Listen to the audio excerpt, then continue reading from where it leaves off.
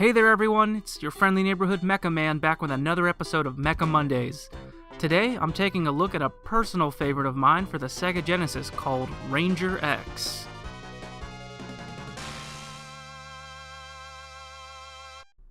Now, when most people think of Sega, images of Sonic the Hedgehog or Mortal Kombat come to mind, but for me, it's this kick-ass game.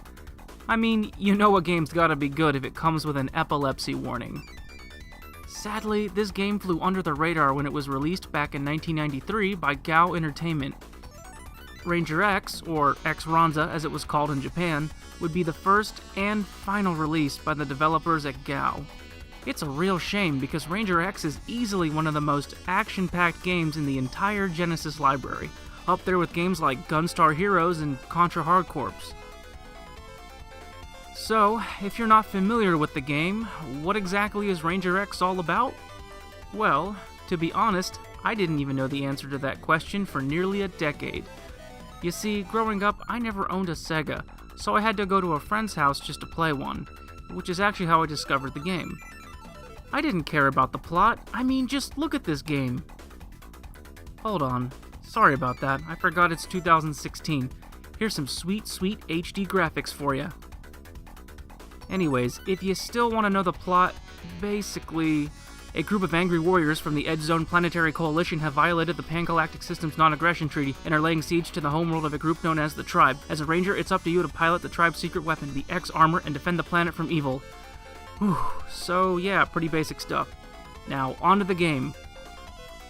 Before each mission, you get a quick briefing that highlights your objective with these strange wireframe polygons. Yeah, they don't look so great nowadays, but you gotta remember this was around the time Star Fox came out for the Super Nintendo, so pseudo 3D graphics were all the rage back then. Anyways, the mission starts and you'll notice right away that you've got this little guy following you. This Power Ranger looking vehicle is called the Indra, and with it you'll be able to switch out your sub-weapons, ride it across the stage to victory, and even hide inside of it in case you want to avoid taking too much damage. It's also overpowered, because while inside it, you automatically lock on to the nearest enemies.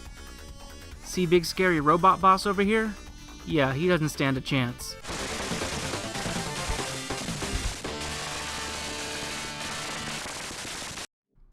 After Mission 3, it gets replaced with the EOS, a slow-moving hovercraft that occasionally fires a laser at bad guys.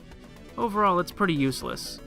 But fear not, your mech gets some weapon upgrades like Plasma Blast, Seeker Charge, and my personal favorite, the Seeker Falcon.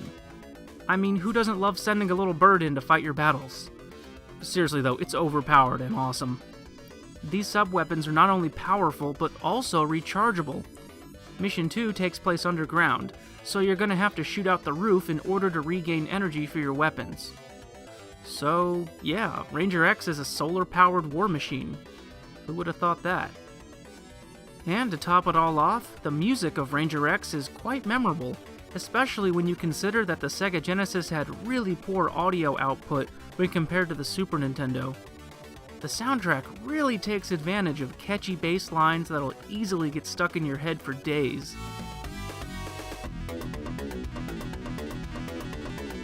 Well, there you have it.